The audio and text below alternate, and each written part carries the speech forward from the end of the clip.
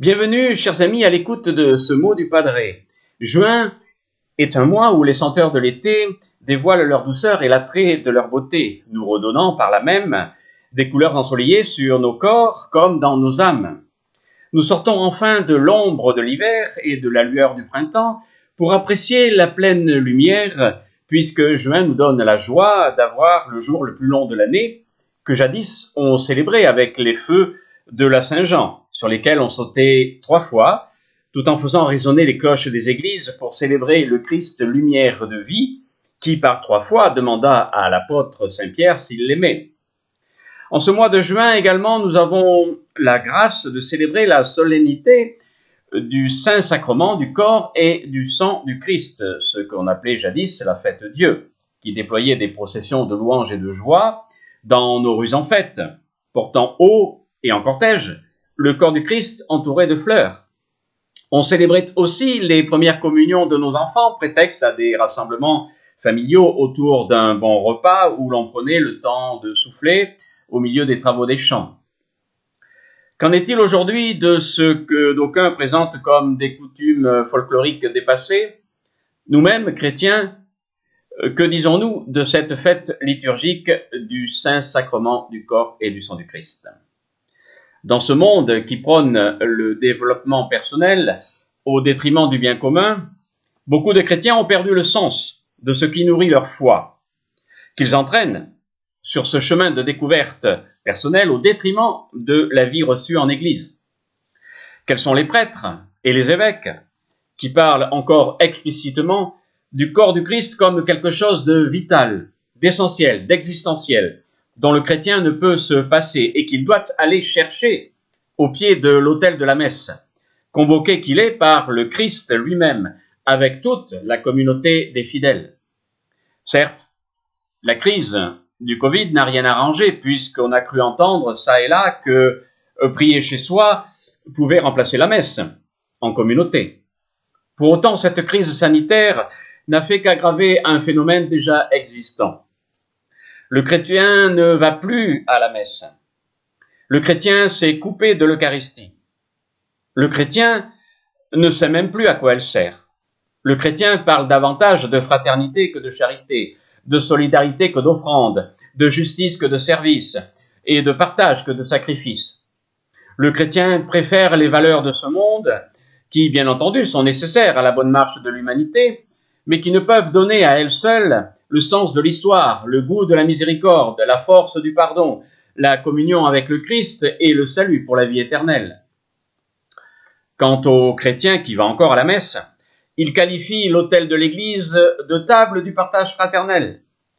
Par ces mots que l'on peut retrouver ailleurs dans la société, il a perdu le sens théologique de l'Eucharistie qui est devenu, au fil des temps, un moment sympathique de communion fraternelle entre nous, symbolisé par le partage d'un bout de pain fait de farine et d'eau, dont il pourrait aisément se passer puisque l'important semble être ailleurs.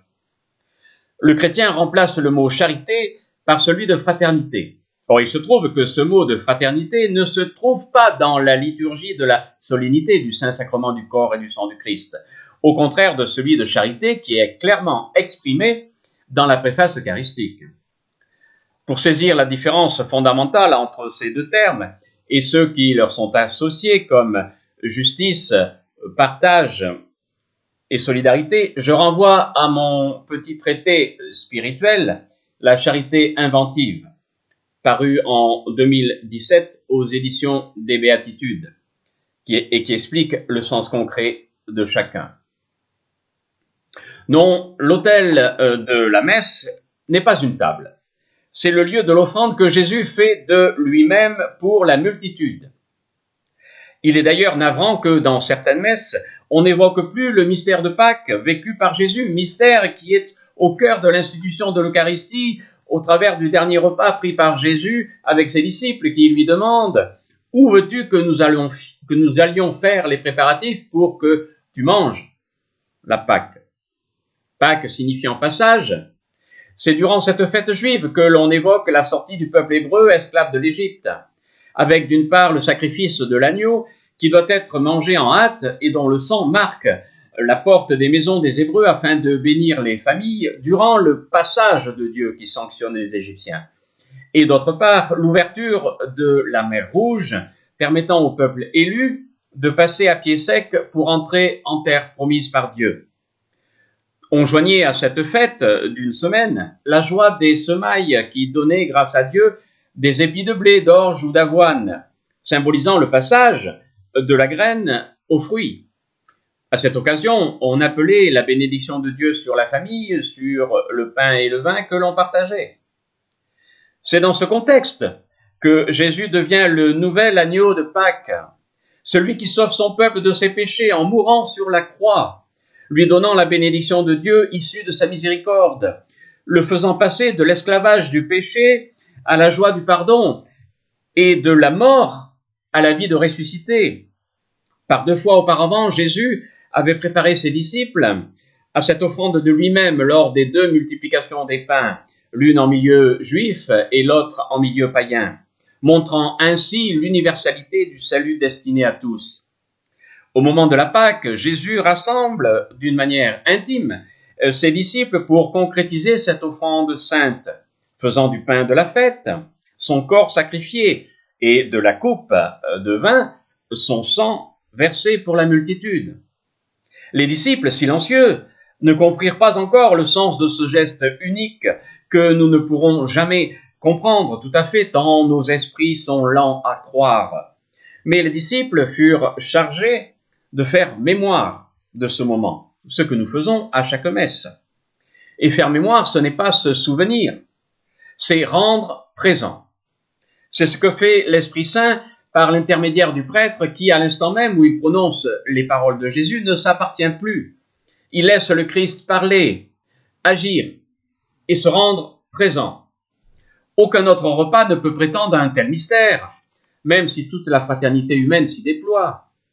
Ici, c'est le don de la charité absolue qui devient la source et le sommet de notre fraternité humaine qui doit venir y puiser toute sa force et sa sainteté. Voilà pourquoi le chrétien ne peut se passer de la messe, qui lui est vitale, puisqu'il communie à la nourriture céleste qui donne le salut du monde, fonde l'unité de l'Église et l'invite à se donner à son tour à ses frères, à partir du Saint-Autel.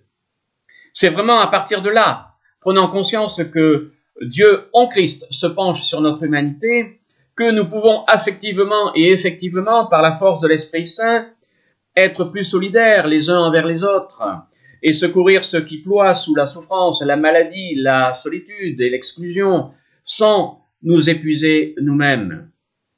Dans ce repas unique qu'il convient d'appeler Eucharistie, c'est-à-dire action de grâce de notre part envers Dieu, dont le don est indéfinissable, le chrétien qui vient en procession au pied de l'autel pour communier dignement au Saint-Corps du Christ reçoit en avant-goût la jouissance éternelle de la divinité, ce qu'aucun autre repas humain ne peut donner. À ce titre, le fidèle ne vient pas chercher un morceau de pain pour lequel il dira merci, mais bien le corps du Christ qu'il reçoit dans le trône de ses mains ou sur la langue s'il ne veut pas le toucher, en répondant « Amen », c'est-à-dire « Oui, je crois, je veux, j'adhère, je communie et je m'engage ». Il convient donc de ne pas rabaisser la messe à un simple repas fraternel rythmé par des cantiques souvent mièvres. Demandons au Seigneur qui nous a laissé dans cet admirable sacrement le mémorial de sa passion, de nous donner de vénérer d'un si grand amour le mystère de son corps et de son sang, afin de pouvoir recueillir sans cesse le fruit de la rédemption promise. Je n'ai pas l'intention de donner un cours sur l'Eucharistie. Il existe bon nombre de livres qui la présentent correctement. Cependant, je me permets de renvoyer chacun à mon livre « Le café du Padre », sorti en 2019 chez Salvator, où j'évoque ce mystère d'une manière simple durant quelques pages. La messe est la clé de voûte du chrétien qui comprend que le Christ se donne à chacun. Jésus nous fait entrer en communion d'âme, de corps et d'esprit avec son Père qui n'est plus seulement vu comme le créateur du monde ou le père du peuple élu, comme le présentent nos frères juifs, ou vu seulement comme le miséricordieux envers les seuls fidèles qui l'honorent, comme le présente la communauté musulmane, mais comme le Dieu d'amour charitable qui se donne en vue du salut de toute l'humanité, comme le présente notre foi chrétienne. Jésus ne sélectionne pas les croyants. Il parle à tous en disant à l'âme de chacun « Heureux si tu es pauvre de cœur, si tu puises ta vie en moi. Le royaume des cieux est à toi. » Pour compléter cette réflexion qui, à partir de l'autel de l'offrande que Jésus fait de lui-même, aide à donner sens à ce que nous sommes, âme, corps et esprit, je propose mon dernier livre, Voyage au pays de ton âme, sorti aux éditions Salvator, qui présente la nécessité de l'unification de soi dans la grâce de Dieu qui nous est donnée, afin d'entrer en communion éternelle dans l'Eucharistie céleste. Que Dieu vous bénisse et vous garde en sa paix.